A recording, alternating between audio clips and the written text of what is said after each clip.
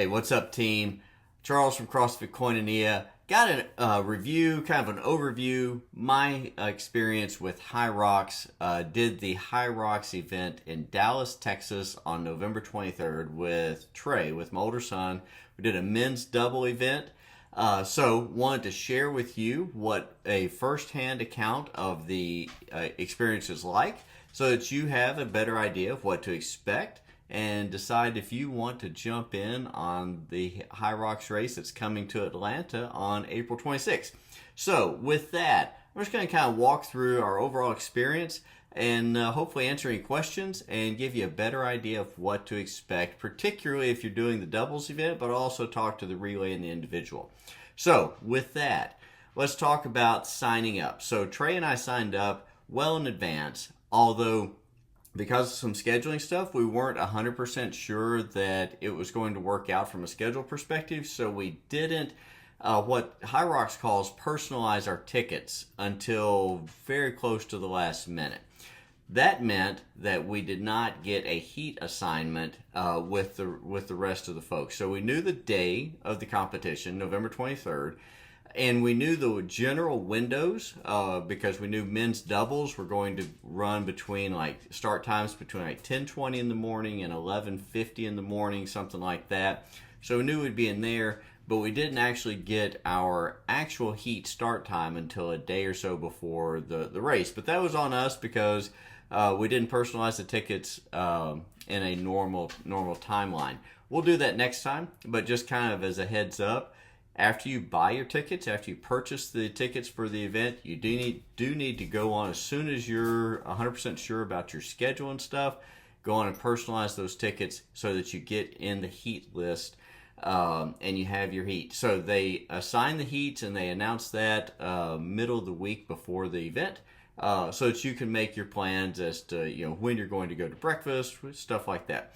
Because Hyrox events are large events. This one was at the K. Bailey Hutchinson Convention Center, so the big convention center downtown Dallas, Texas.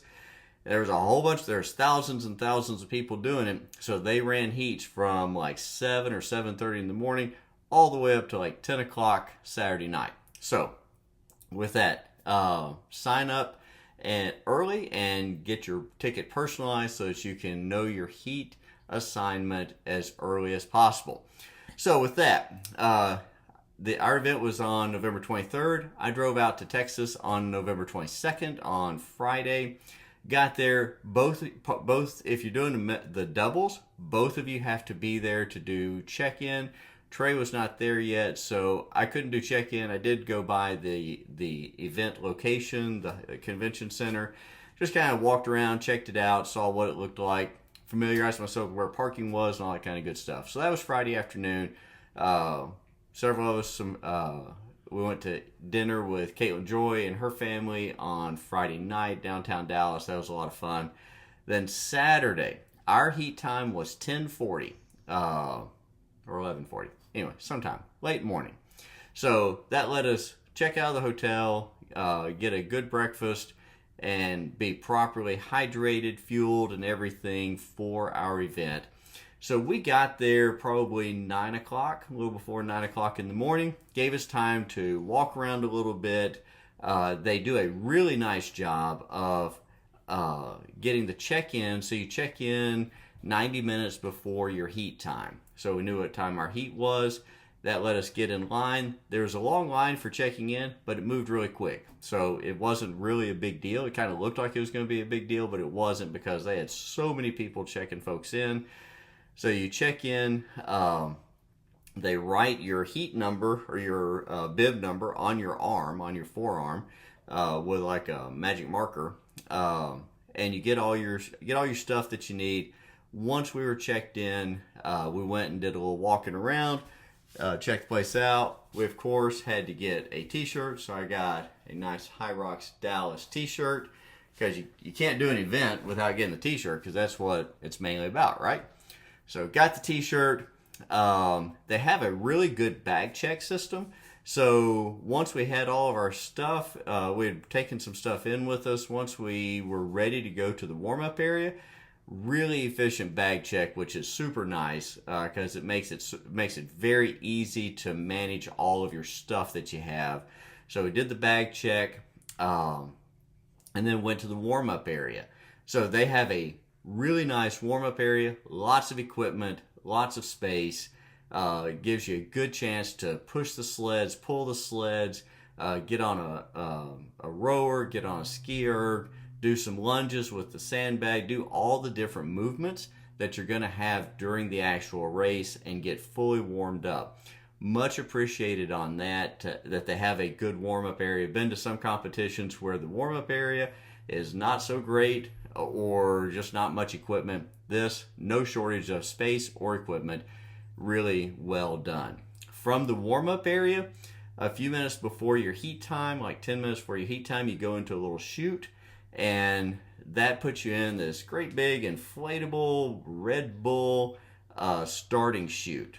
So you're in there for a few minutes before your actual heat time goes off. They do a new heat, or at least in Dallas, they did a different heat every 10 minutes all day long. There was about 50 or 60 people in our heat. So we all got in there. There was a host person that was kind of hyping everybody up and giving you information about the running course and stuff like that, which was pretty good. Let the time pass quickly, and you felt like you knew exactly what to expect as soon as the 3, 2, 1 go happened. Got to our heat time, and let me tell you, it ran exactly on time. So our heat left exactly at the time it was supposed to. So it's 3, 2, 1, go. And as with pretty much any workout or competition, when the adrenaline's flowing, you come out of the chute probably a little too fast. But that's just the way it goes. It's okay. So you go out. So there are lots of other people running the race at the same time. And our heat just flowed in with all the others. So it's kind of like a merging onto 285 situation at first. But it worked out really nice. The way the Dallas event was set up, so all of the events start with, they have 8 stations. The first thing that you do before a station is a 1 kilometer run. Then you do 8 different things. So we start off with a 1 kilometer run. At the Dallas event, that was like 2.5 laps around the event space. So we did our laps, and then went in. The first station, as at all the Hyrox events, is the ski erg. So we were doing a partner or a doubles event, which meant we had a partner, which meant we could swap out as often as we wanted on all of the stations. So it's 1,000 meters on the ski erg, just like the one we had at the gym. So I think Trey started first, and then I jumped in, then he finished up. We both ended up doing 500 meters-ish, within a few meters of the same. Lots of equipment, lots of people there showing you where to go. So there's no shortage, no bottleneck, no nothing. You come in from the run, they direct you right to your ski erg. You do your 1,000 meters. A judge looks at it as you finish up, gives you the thumbs up, and you're off to do the next 1 kilometer run. So we're back out on the run. We do our 2.5 laps. Come in. The next station is sled push. It is 50 meters of sled push. The course area is 12.5 meters, so it is 4 total lengths, or 2 round trips. So we did that, taking turns pushing the sled, which the sled sounds like it's really heavy. It's 133 kilograms, which is like 270-ish pounds, something like that.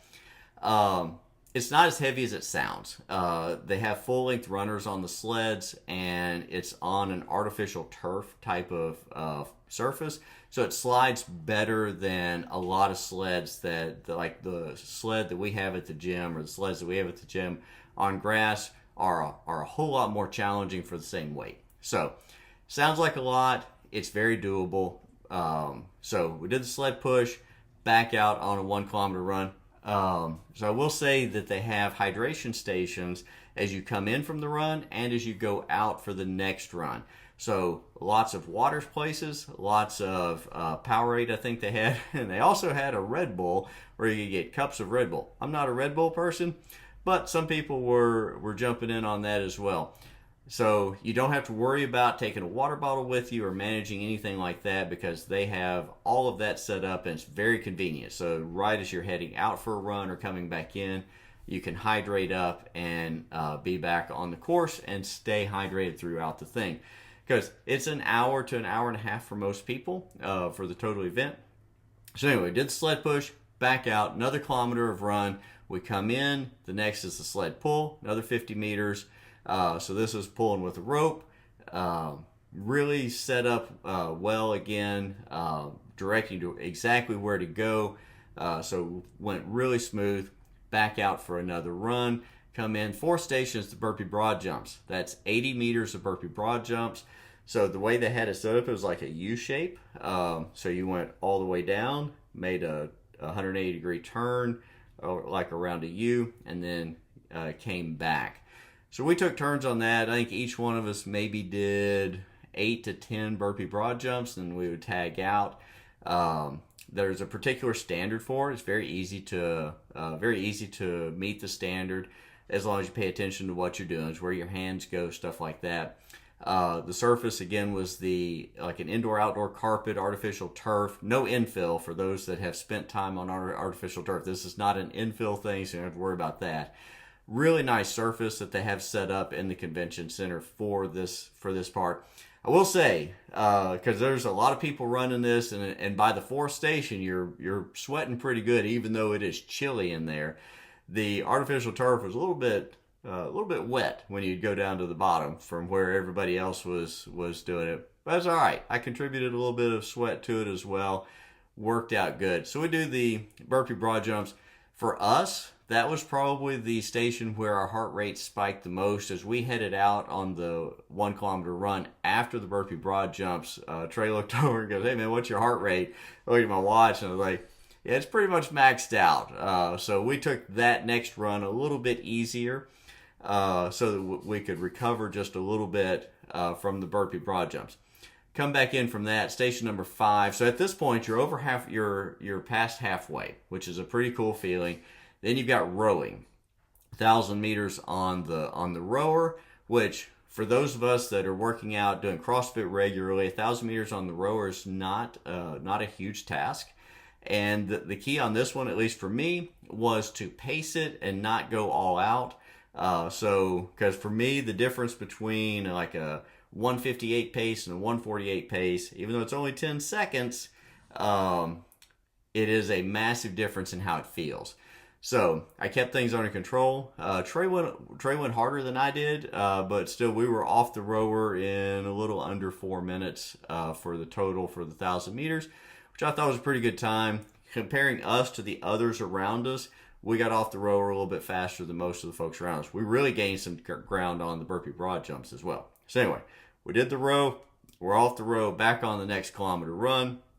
We come in from that. The next station is farmer's carries. So as you come in, you grab 2 kettlebells for the men's open division. It's a pair of 53 pound kettlebells. So you grab those. The equipment, again, set up super convenient, very easy to grab and go and stay moving. Really appreciated how well they set up everything, how professionally it was done. So you grab the kettlebells. They use Center, C-E-N-T-R equipment, which the kettlebells are pretty nice. I don't think I'd particularly like them for kettlebell swings. They're a little odd shape, but for the carries, they were perfect. Really nice handles. They had chalk available if you wanted it. So grab kettlebells. It was 200 meters of kettlebell farmer's carry. So we did that, swapping out a little bit a couple of times. Got back on the next run. So we're getting close to the end at this point. Another kilometer run, back in, and the next is sandbag lunges. So you grab a sandbag. Again, equipment set up very nicely. Very easy to find what sandbag was the weight for us. Grabbed it, started doing the lunges. We swapped out a little bit. Once you pick up the sandbag, you can't put it down. So it has to stay up. So you do the transfer from back to back, stuff like that. Very easy to do. It's kind of something to keep in mind with that. So we did the lunges, back out on our last run. And then as we came in from that last run, the last station is 100 wall balls, which sounds like a lot, and it is, particularly at the end of the workout or the end of the event. But we swapped back and forth every 13 to 15 reps, something like that. The med ball, the wall ball quality, very good, very similar to the wall balls that we use at the gym. So nothing cheap or anything like that. Good quality, which again, I appreciate good quality equipment for events like this. So we did the 100 wall balls, then you go right up a little ramp into the finish area, and you're done. So there's somebody there handing out Red Bulls. Again, I'm not a Red Bull person. I would have really appreciated if they were handing out O2s or Kill Cliffs or something like that. But you go into a little recovery zone. They've got some chairs set up where you can kind of hang out, catch your breath a little bit, collect yourself before, get something to drink before heading out into the spectator area. That was our experience. It was phenomenal. We were an hour and 15 minutes and change, which was in the top half for the men's doubles. I think we were 110 out of like 370 men's doubles pairs. So we did okay. We had a lot of fun doing it. The spectator area is set up really, really well. So the way they have it is so that the spectators can move from station to station. So we had some friends, Caitlin Joy and her dad were there with us, and they were able to be at each of the stations, the workout stations, and right across from where we were, which was really cool. So everybody can have their friends and family come and watch them, and they can very easily move around. The only thing that I would say as far as the way it was set up, because everything is in the middle and the running is around the outside of the venue or of the event space, there's a little bit of a traffic jam getting people, spectators, in and out of that inner spectator area. So it wasn't a problem in the morning, but when we went to leave, we had maybe a 15 or 20 minute wait to be able to get across that, because they manage it very, very smartly so that there's no interference with the runners that are going around the outside circuit, but it can create a little bit of a backlog if there's a lot of people trying to leave or come in at the same time. So that was our experience. Really, really fun. Trey and I both were ready to sign up for our next one right away. So as soon as Atlanta was announced the next day, we were ready to sign up. We've already signed up. We're actually doing it as individuals this time, which is going to be a challenge for me, but I am looking forward to it. Got plenty of time to prepare. Folks from our gym, we've got a couple of relay teams doing it, a couple of a couple of doubles that are signing up as well. I think it's going to be awesome. It's at the World Congress Center downtown Atlanta, April 26th. So that was our experience at Hyrox. I hope that helps you understand a little bit more. I'm happy to answer any questions that you've got. So, I will say one more thing. So we finished Hyrox, and for those that are In-N-Out fans, which I know not exactly the healthiest of eating, but if you're an In-N-Out fan, you're an In-N-Out fan, and there are In-N-Outs in Texas. So we left the venue. We hung out for a little bit, then we left and found us an In-N-Out and had some In-N-Out burgers, and then jumped on the road and drove home. So it was really good time hanging out with Trey in the car as we drove back to the Atlanta area. So that's our experience. Looking forward to the one in April. Would love for you to join us. So hit me up with any questions you've got. At our gym, we do Hyrox style training most Saturdays, typically at the 9 a.m. class. Everything we do in CrossFit applies to Hyrox, but we do some more specific Hyrox themed stuff on Saturdays at 9 a.m. So that's what I've got. Wanted to share that with you. Hope it helps. We'll see you soon.